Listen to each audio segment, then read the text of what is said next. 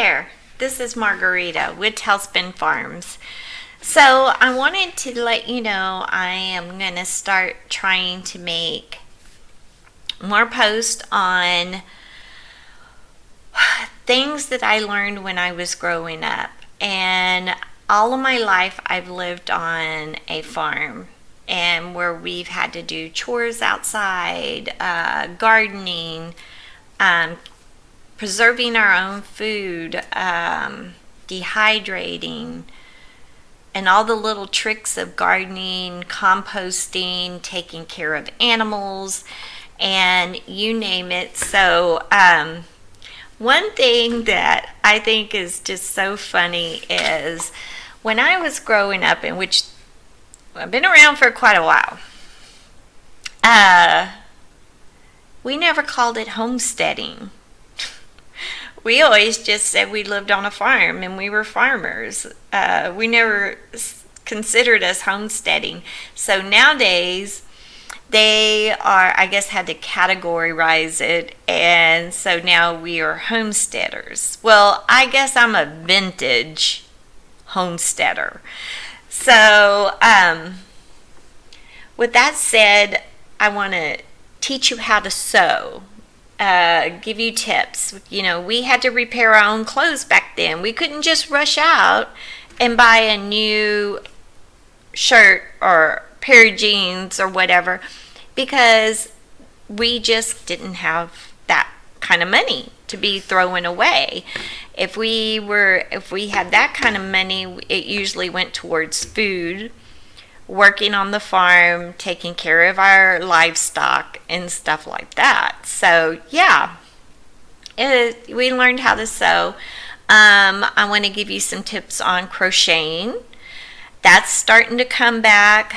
I grew up with crocheting. I learned from my mom and my grandmother. And when I was talking about sewing, I forgot to tell you, my mom was a seamstress. So I learned a lot of little tips from her, and she was just amazing. And I never did get as good as she was at sewing, but that is almost a lost art. A lot of people don't even know how to thread a needle. And so that's something that you would need to learn on a farm. Taking care of the livestock. I want to go through and give you little tips and bits on that. Composting. What do you do to compost? I'll share that, and how we use our compost and here on the farm, and it just really helps our plants. It just puts nutrition back into the soil and everything like that, and it helps those little things grow. And then routines. I have a routine. I have a notebook where I keep a daily chore list, and on like Mondays, I clean certain rooms, or I dust, or I do laundry, or things like that. And I will be putting up my household binders and farm binders and chore binders and stuff, and putting that out there, and I'll do videos on when those are available. I'm revamping a lot of that and making it newer because I've used it for years. I am a very visual person. I have to keep things in front of me or I'll forget, and that's just part of me. So part of my routine is first thing in the morning, I roll out of bed, make coffee, grab my cup of coffee, and head into my little space that's nice and quiet, and that's my time to read the Bible and study and give my day to the Lord. And I've done that for bukus of years, and it just seems like when I start my day out that way, everything seems to run a little bit smoother. If I get busy and I say, oh, I'll do it in a little bit, then everything goes backwards during that day.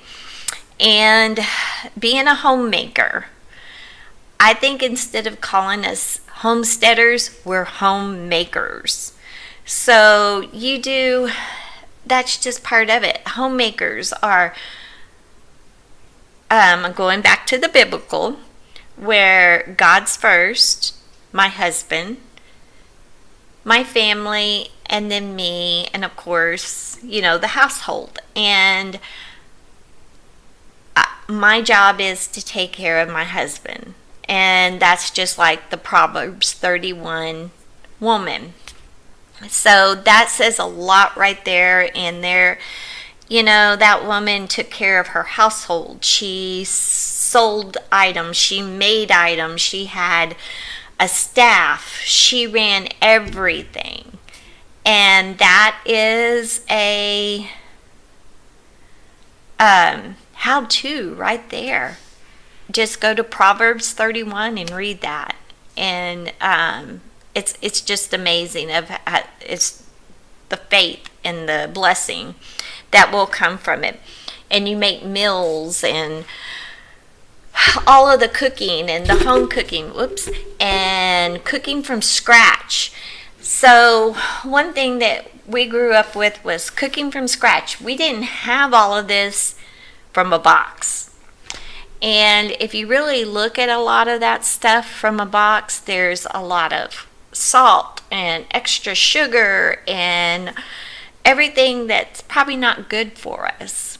And when you cook from scratch, you realize, hey, I feel better, Another thing, you start your meals earlier in the day, you plan them out. And I have all of that in my little binder too. So, meal planning. Let me look at my notes and see what else I have down here.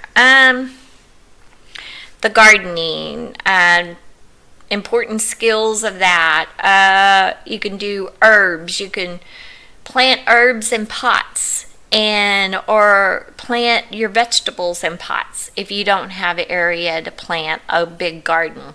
Our problem is with the garden, I have planted several years, and the deer love me for it. I feed all of the deer. Last year before, I planted rows of tomatoes because I wanted to can tomatoes and make sure I had plenty of canned tomatoes. That was my goal for that year.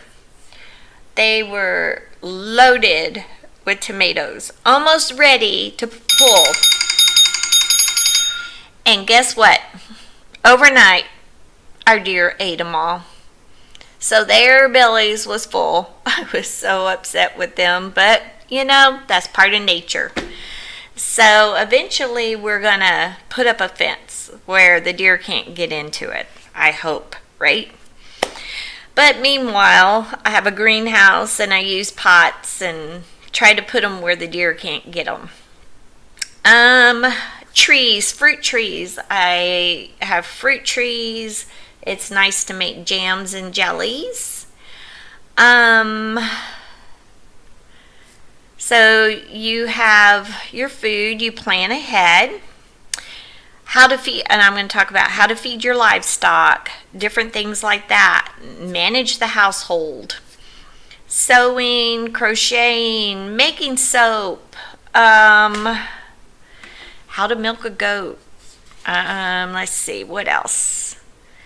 Talk about faith, daily chores, getting up early. And one thing too is there's some days I can't get up early. I just need to sleep in because I do have a chronic illness, and some days that does affect me. So, that's just part of life. And you pick yourself up and you keep going. That's all I got to say about that. And then the journal. So if you would just please let me know, leave me comments. I need to hear from you what you think about this. Because if you don't tell me what you want to hear or leave me a comment down, I don't know. So I just kind of go off of what I'm thinking at that time and doing.